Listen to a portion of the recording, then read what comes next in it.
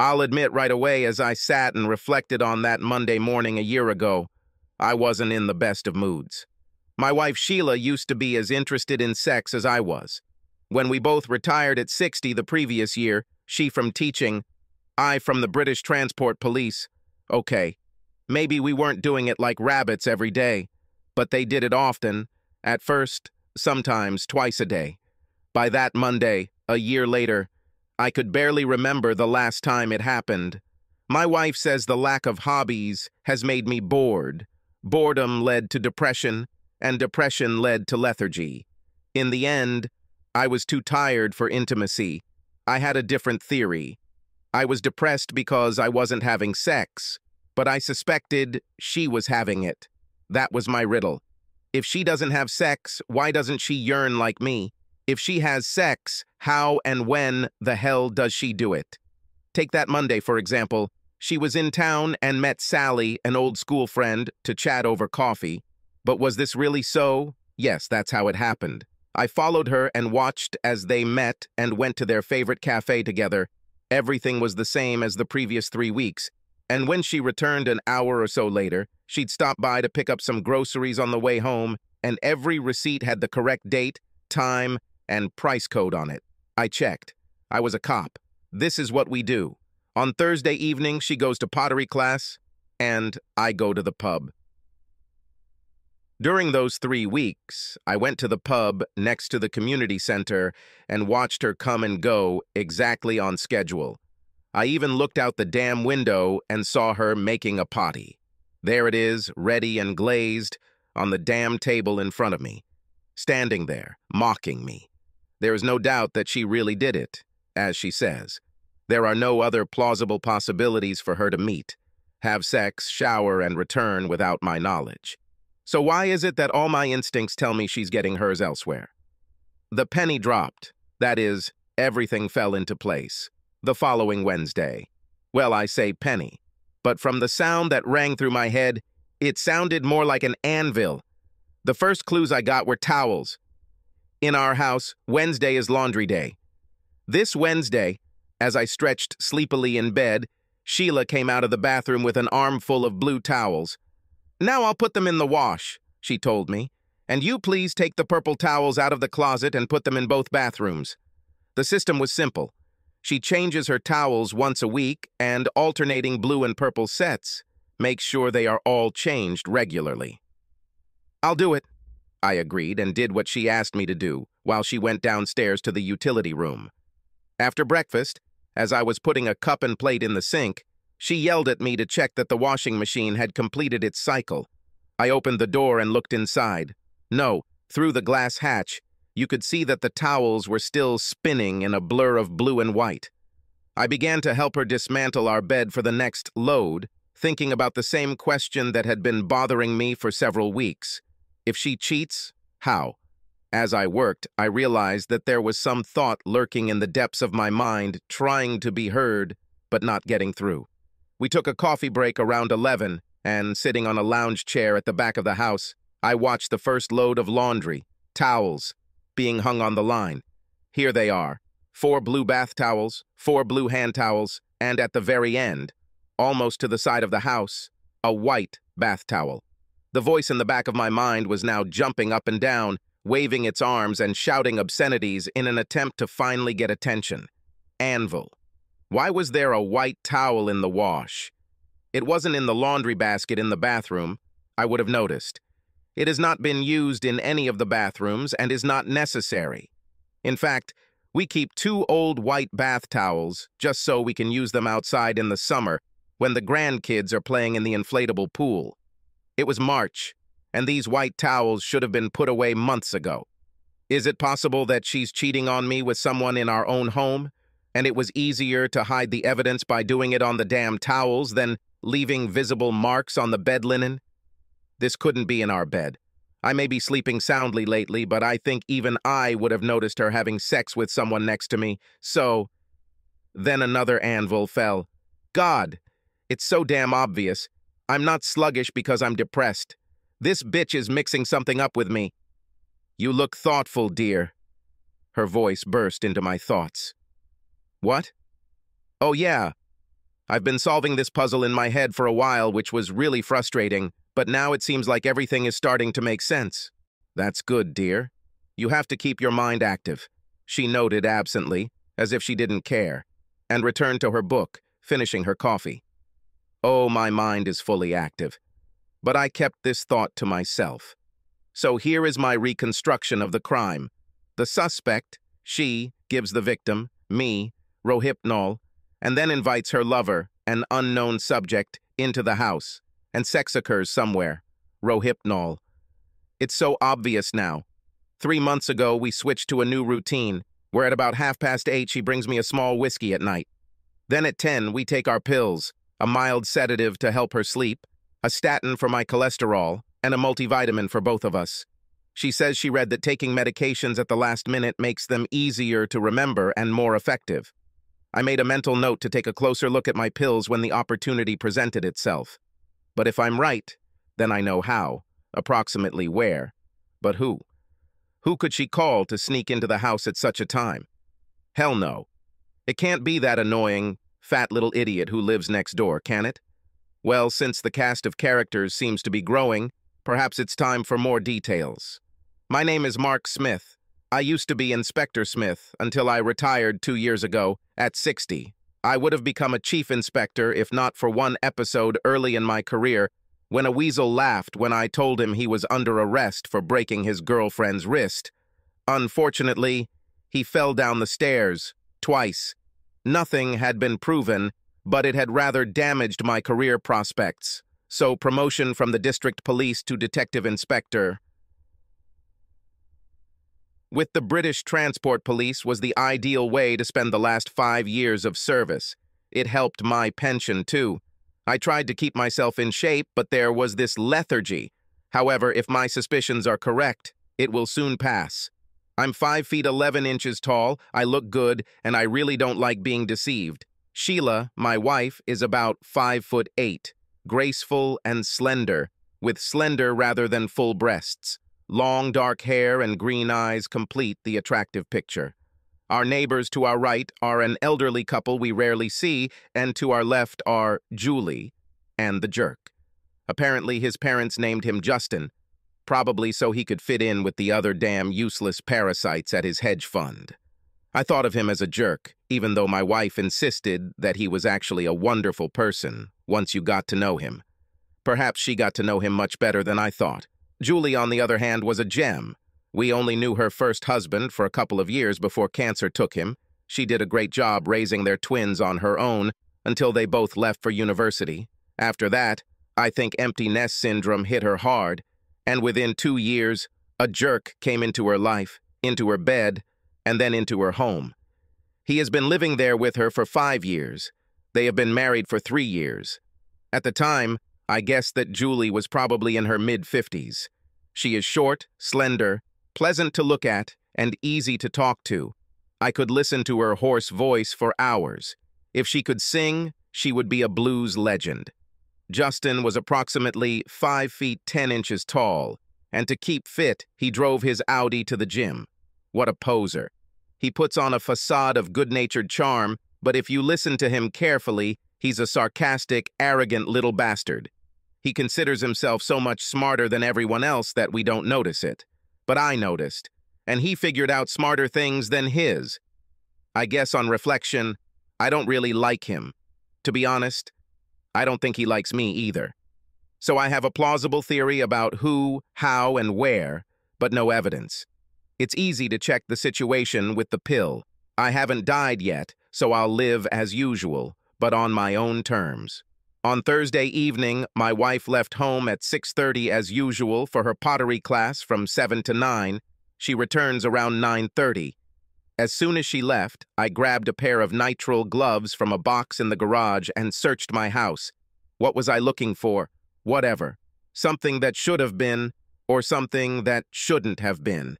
In everyday life, we notice things that are out of place, but when you conduct an investigation, it is oddities, even ordinary ones, that lead to a solution. First, I checked the pills. The ones she presented to me as vitamins were, as I suspected, sedatives prescribed for her.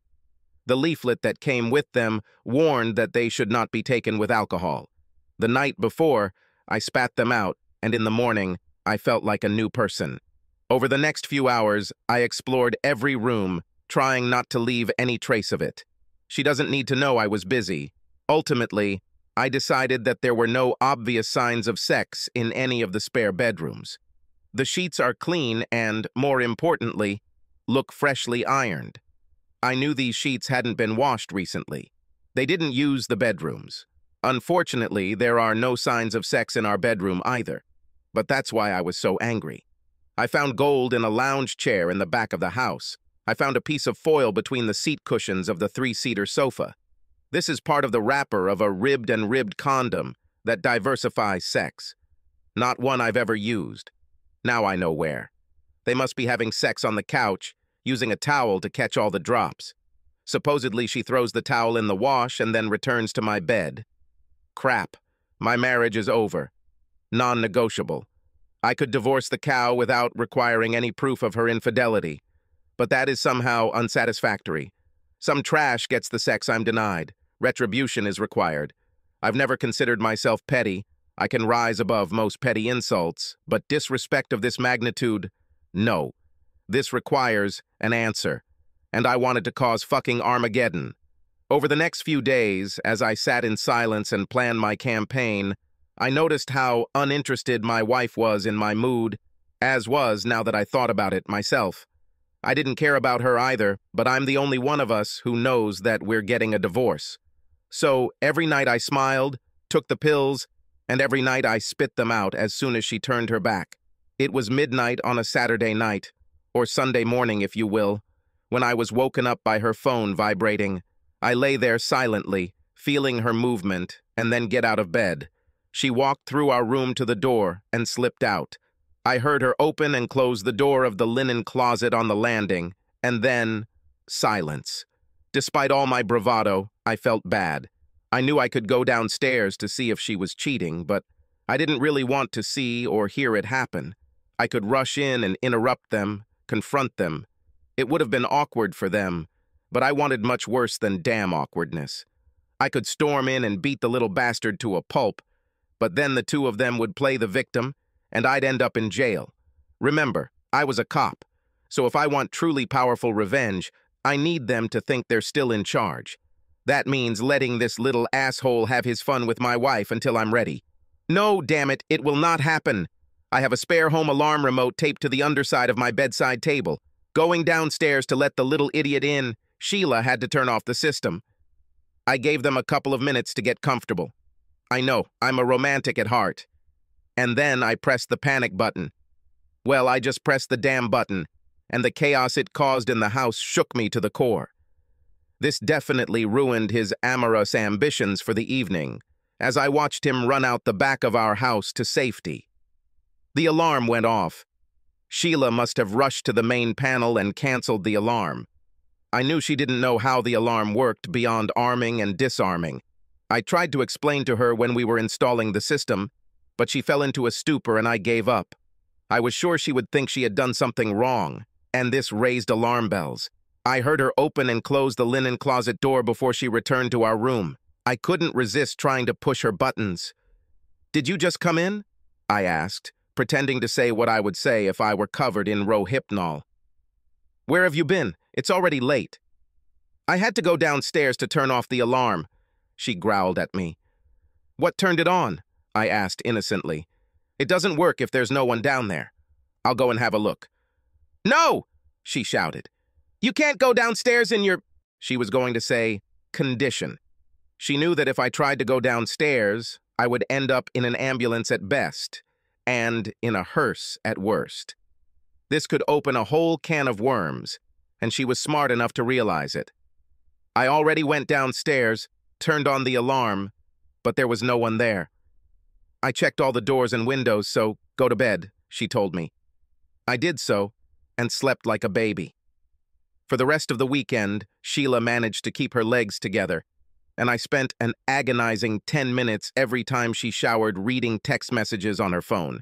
I helped set up the lock screen so that even though my fingerprint didn't work, I knew her backup passcode. They were so damn arrogant that they set up midnight dates via text. This told me two things. They slipped on Rohypnol and Julie, and they were completely screwed. By Sunday evening, they had recovered from the psychological trauma of Saturday night and agreed to meet at 11:30 on Tuesday evening. This suited me to the core. I had a plan that didn't require much preparation, as long as I could talk to Julie first. On Monday, Sheila went to meet Sally as usual, and Justin's car disappeared from a nearby driveway. I was just praying that Julie would work from home like she usually does, and so it turned out. "Hello, Mark," she said with a sweet smile, opening the door. Her smile faded when she saw the expression on my face. "Something happened? You look so serious." "Julie, I'm sorry, but we need to talk and we don't have much time." "What's happened?" she asked. "Now, I'll tell you briefly, but could we meet by chance near the library at 2:30 and chat longer?" "Okay," she agreed, "but tell me the short version anyway." That's exactly what I did. Told her about the lethargy, the new regimen of whiskey and pills, the change in sedatives, and sex. "Creature," she hissed. "I knew he was having fun with someone, but I couldn't figure out how. Would you be surprised to know that Justin brings me some sherry every night to calm my nerves and a vitamin tablet to boost my immune system? No wonder my head is always in a fog." "How angry are you?" I asked. "Because I want to bury this couple, but I will be sent to prison if I cause them as much pain as they deserve." "I agree," she replied. "It's clear that I can kick out the little asshole, but I want to hurt him too. Strongly." "I have an idea," I said. "And if we do everything right, we will become victims, and they will get what they deserve." "I'm in," she announced.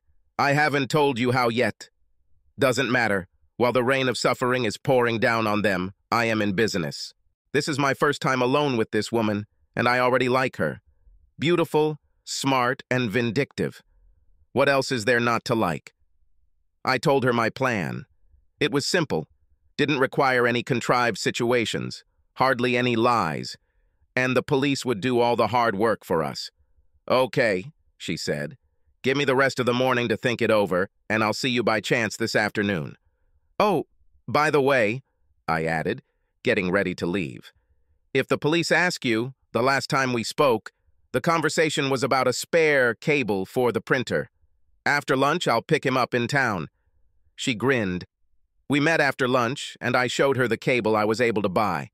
The old one was apparently accidentally thrown away. In fact, there was practically nothing to clarify. My plan was simple and easy to implement. Our two biggest problems are not doing or saying anything smart to our cheating spouses so they don't think we've figured them out, and agreeing to accept our rotten blows on Monday and Tuesday nights, albeit on our terms. How good the little ones are cuckolds who we were. On Tuesday, I decided to clean out my garage.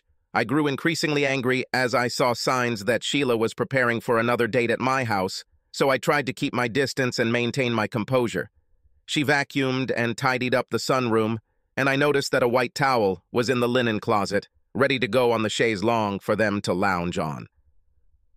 I no longer contacted Julie because it was important that everything we did was as usual. That evening, at 10 o'clock, Sheila brought me a large glass of whiskey and my pills. She watched me swallow them and then went back to the kitchen to get hers. I spat out the pills and hid the sedative, then swallowed my statin along with a sip of whiskey. My toxicology test had to be consistent. I was supposed to be tired by 10:30, so I whined a little about not being able to keep my eyes open until she told me to just go to bed. I did so, but tried not to doze off, concentrating on why she seemed to think it was okay to act this way towards me after almost 40 years and 2 children.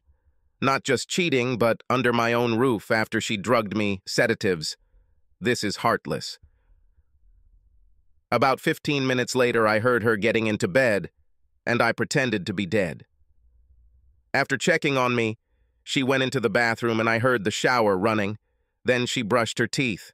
When I heard her flush the toilet, I took the sedative I had saved up earlier and played dead a little more. At 11:30, her phone buzzed on the bedside table. I tried to snort slightly, as if I had been disturbed, and then froze again and slowed my breathing. I heard her slip out of bed, grab a towel from the closet, and head downstairs. Just like before, she left her phone by the bed. Well, who was she going to call? 5 minutes later, her phone buzzed again. Another text message. Despite the situation, I couldn't help but smile. It was a text from Julie asking why Justin was knocking on the door of our screened-in sunroom. She asked if everything was okay with us. I didn't take Sheila's phone number. I'm stupefied and confused. Remember? Then my phone rang. Once again, it's Julie. I again did not answer, but this was a signal that I was not sleeping. I went downstairs, trying not to alert them, and stopped in the kitchen near the partially open door. I heard them having sex and felt such disgust and hatred. What did I do that made her think I deserved this? If she doesn't love me, she can just leave me. But why exactly? And even with this pompous idiot? There was a dim table lamp in the sunroom, and between that and the light from the oven's LED display, I could see well enough to grab the rolling pin from the countertop where I'd left it. If the police found it too convenient, I would point out that I was in the kitchen, surrounded by a dozen or more alternative potential weapons. So I had to stand and listen until she did me one last favor as my wife. She screamed, "No, don't stop! Please don't stop!" It was the best line I could have hoped for. I burst into the room screaming, "Get away from my wife, you bastard!" That's what I meant. And, "Don't worry, my love, I will save you." What I didn't do. The idiot jerked mid-motion, a frightened meerkat, and I gave him a damn good whack to the side of the head with a rolling pin. However, the clumsy little bugger moved, and given that I was already partially drugged from illegal substances, the next blow was a bigger blow than I had intended. He fell as if hit with a pole, still immersed in my unfaithful wife. I caught sight of Julie's face through the window as I was performing my last part of the play. "Are you okay, love?" I muttered as she started screaming. "Don't worry, he can't hurt you anymore." Then I carefully collapsed on top of them, pinning her under my lover's body, and pretended to lose consciousness. Eventually, the illicit substances worked as expected, and the pretense became reality. While my scene was playing out, Julie was telling the next one. Around 10 o'clock, as had become their habit, Justin brought her a large glass of sherry and a vitamin tablet for the immune system. She accepted them both. Soon after, however, she was in the bathroom, had a coughing fit, and vomited into the sink. She didn't say anything to her husband as he was watching TV and just called down to say she was going to bed early. Soon after, he joined her in bed, but after a while he got up and disappeared. Then she heard a noise like a door closing, and when he did not return, she called to him, but he did not answer. Still sleepy and confused, she looked out of the bedroom window and saw him in the garden by the patio door overlooking our sunroom. She texted Sheila's number to see if we were okay, and then called me when Sheila didn't answer. When I also ignored my phone, she decided to find out what was going on herself. When she followed Justin into our garden, she was stunned to watch through the sunroom windows as her husband had sex with my wife on the sofa. She was shocked but so outraged by his betrayal that she filmed them until I burst into the room, possibly drunk and apparently under the impression that my wife was being raped by a stranger, hit Justin on the head and then fell. At that moment, she stopped filming, called the emergency services, and told the operator that the police and 2 ambulances should come to our address. I told her to tell the truth whenever possible and not try to direct the police in their investigation. Let these bastards earn a living, and if they do their job properly, justice will prevail. Almost everything in her story was true. The only deception was that the kook and vomiting were caused by herself. I was awakened by a paramedic trying to get my attention. I was woozy and very tired, but I knew I had to do something. But what the hell exactly? This was it. "My wife," I muttered. "Is she all right? Did he hurt her?" "She's fine," he assured me. "She's talking to the police now." I fell back into unconsciousness. The next time I woke up, I was in the hospital, and the doctor and uniformed policemen were staring at me. I have no idea what time it was. The doctor spoke first. The attending paramedic was concerned about your reactions to stimuli. It turns out that you may have been under the influence of illegal substances and/or alcohol. I would like to take your blood for a test if you agree. I nodded in agreement and said vaguely, "Do what you need to do, Doc. I have nothing to hide." He took the sample, and I fell back on the bed and fell asleep.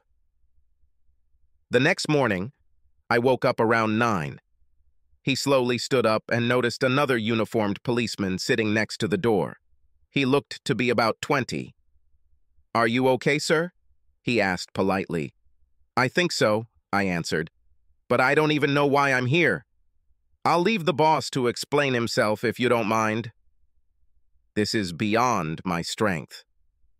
Soon after, the nurse came in and, seeing that I was completely awake, offered to bring me tea and toast. God, I love the NHS, the National Health Service.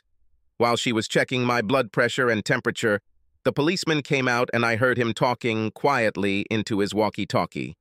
He was still talking when he returned to the room. "Of course, sir. Yes, I'll tell him now." The nurse left, promising to send someone with my late breakfast, and the cop approached the bed. "The boss is on his way here now on another matter. Should be with us in half an hour or so." He looked at me intently. "Are you willing to wait, sir?" he asked. I smiled wryly. "Quite. Because we both know that if I try to leave, you'll have to arrest me. This will make you angry and I'll have to eat breakfast in handcuffs. Let's be civil, okay?" He chuckled at my answer. "It's nice to deal with a professional, sir. This makes everything much easier." Then a thought struck him, and he stuck his head out the door and talked to a nurse passing by. He returned, sat down, and began leafing through a Country Life magazine that had been left on the table near the door. He saw me looking at him. "What?" "Oh, I just said you're about to be arrested, so we'd both appreciate a cup of tea as soon as possible." Sure enough, 10 minutes later, I was eating toast. We were both drinking beer and chatting about England's abysmal performance in the second test in Australia. An hour later, I was in an interview room at the local police station, arrested on suspicion of assault occasioning actual bodily harm. The investigator introduced himself and repeated the warning. He asked if everything was clear to me. I didn't play games. This offense threatened a serious prison sentence if I was accused and convicted. Yes, I understood everything. He asked me to tell him what happened the night before. I told him more or less factual information. My wife brought me something to drink and some pills. I was so tired that I had to go to bed. Something woke me up. My wife was neither in bed nor in the bathroom, and I went downstairs. I heard a noise as if two people were fighting, so I grabbed the first thing that came to hand and rushed to the solarium, only to see a man raping my wife while she was calling for help. I thought I remembered hitting him, but then I couldn't remember anything else until the doctor woke me up. "Is my wife okay?" I asked. "Nobody says, but I seem to remember someone telling me that she was fine." He looked at me with a long, thoughtful look. "She is also arrested. You collapsed onto the other man, pinning her. Apparently, when the paramedics managed to move you both to free her, she tried to attack you with the same rolling pin you were using. I was genuinely offended by this, so my offended look was real." "Why?" "He raped her." "Don't you know who this gentleman was?" he asked. I admitted that I didn't know. It was dark, and he had his back to me. Everything was swimming in my head, too. I don't remember much at all. "It seems," he said softly, "you interfered with your wife and her lover, your neighbor, Mr. Justin Clark." I just stared at him. I knew that feigning surprise or any other melodramatic reaction would cause a shiver, so I simply stared at him, like a man trying to reconcile an obvious truth with the knowledge that this could not be true. "Can we assume that you didn't know?" he asked. I nodded. I was wondering because she seemed so distant lately, but she didn't have the opportunity. Even when we weren't in each other's company, I knew where she was. So I came to the conclusion that it was more likely my depression that turned her off than her infidelity. "So let's be clear," I continued. "I'm under arrest on suspicion of ABH, actual bodily harm, but the man I attacked because I thought he was raping my wife was actually her lover, my married neighbor." "Yes, in short," he agreed. crap. I guess I should ask how he's doing, I suggested. He made a face. He's in a medically induced coma. The blow appears to have caused a small but significant cerebral hemorrhage. At the moment, it is not life-threatening, but everything is quite serious. I sat silently, thinking. I want to ask about your medical history, he said after a few minutes, to let me process the news. We will, of course, check with your doctor. But what medications are you taking? I told him about statins to lower cholesterol and vitamins that my wife recommended. In fact, insisted that I try it. He got up. You are still under arrest, but for now I will not charge you pending further investigations. I know you understand what this means. We both smiled to show we understood what he meant. Then he put on his uniform to take me to the cell. I didn't fuss. I didn't protest. They had enough to do. Evidence needed to be found and processed. I felt warm, safe, and comfortable where I was. Why make a fuss? The investigation went well. Considering the severity of the injury that I inflicted on Justin, they were very attentive to the collection of evidence and the examination. As a result, within a week, it became apparent that Julie and I had been systematically and cynically drugged for at least 3 months, with a prescription-only drug intended to treat my wife's non-existent insomnia. An examination of Julie's bathroom sink trap revealed evidence of vomit containing the same medication used in both homes, in containers clearly labeled as vitamin supplements. The only fingerprints on the containers were those of Justin and Sheila. These two faithful friends gave us both the same dose, with the result that Julie, so petite, began to show the first signs of liver damage. Fortunately, this was discovered before the consequences became irreversible. Julie's video and our phone records matched both of our stories. And when an analysis of my blood sample showed that I was under the influence of strong illegal substances when I hit Justin, the police investigation took a different direction. An examination of the couple's phone records and text messages proved conclusively that they were collaborating to keep Julie and me high on illicit substances while they continued their affair. Justin was bragging about how much he enjoyed having sex with my wife in my house while I slept upstairs. He noticed that I wasn't giving him the respect he deserved, and this was his way of repaying me. When I remembered the content of some of my wife's answers, I rather regretted that I had not hit her with the rolling pin. It got even better. Julie gave the police full access to her home, as did I.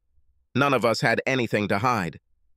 While checking our computers for any signs that Julie and I had actually orchestrated the episode that night, it turned out that the nefarious little cockerel had gotten a little creative with his investors' finances and was plotting for a big score before leaving for pastures new, or rather, to pastures where there is no extradition treaty.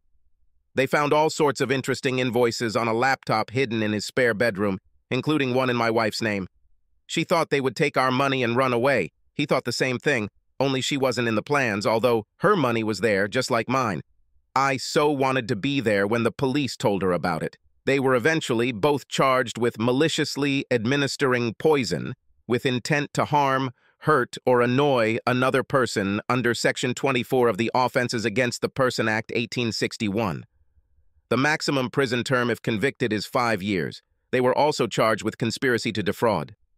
Even though Sheila did not work in finance, her text messages to Justin demonstrated her awareness and active involvement. The maximum prison term is 10 years. Justin was discharged from the hospital straight to the police station. Both were under investigation before the trial. My wife was sentenced to 2 years in prison for abuse of office and 2 years for conspiracy to commit fraud. Both sentences will be served concurrently. He was sentenced to 3 years for malicious use, as Julie's liver was damaged, and 5 years for fraud. It's obvious that Julie did everything she could to help the police track down every penny he had. There was good news for him.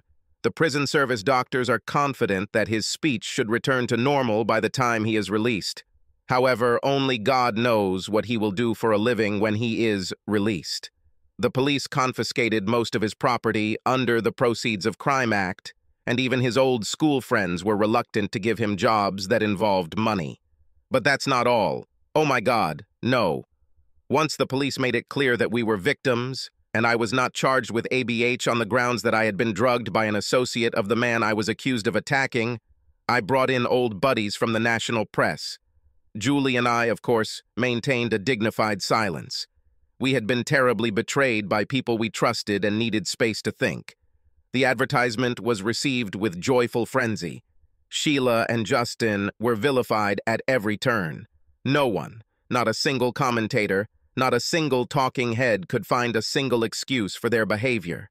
Julie, in particular, was so charming that neither man nor woman could understand how Justin could leave her bed for any other. I'm not very good. Our 2 children were in court throughout the entire process. I couldn't sit with them until I testified and was released. I was on the witness stand for only 20 minutes. Forensic experts gave offensive testimony. My blood tests, Julie's liver damage, vitamin containers, text messages, financial due diligence. Why she allowed Justin to convince her to plead innocent was a mystery to me. In their SMS, they admitted almost everything. Like I said, he thought he was so smart. No. Once they heard the honest truth in court, my daughter cut her mother out of her life forever. She wrote to her in prison, telling her not to call, write, or visit either her or the children. If she tries, they'll get a restraining order because she's a convicted poisoner. My son took it hard. He was especially close to his mother. He asked if I would be offended if he visited her in prison to hear her opinion. If you think so, son, I told him, then you should go. Otherwise, you will never forgive yourself for this. But, I warned him, be prepared to be disappointed. The visit took place a couple of weeks later. He called that evening. You were right, Dad, he said. I am disappointed. But now I will never regret breaking up with her. Obviously, each phrase she uttered shocked him more than the previous one. It was my fault for not appreciating her, for allowing myself to relax, for not achieving a higher position in society. She is not to blame for anything. The idiot seduced her when she was vulnerable. He courted her. It was his idea to drug Julie and me with illegal substances. His idea was to transfer our savings to his offshore account. Then she turned the illusion dial to 11. There will be a lot of explaining to do to convince your father to take me back, she told him.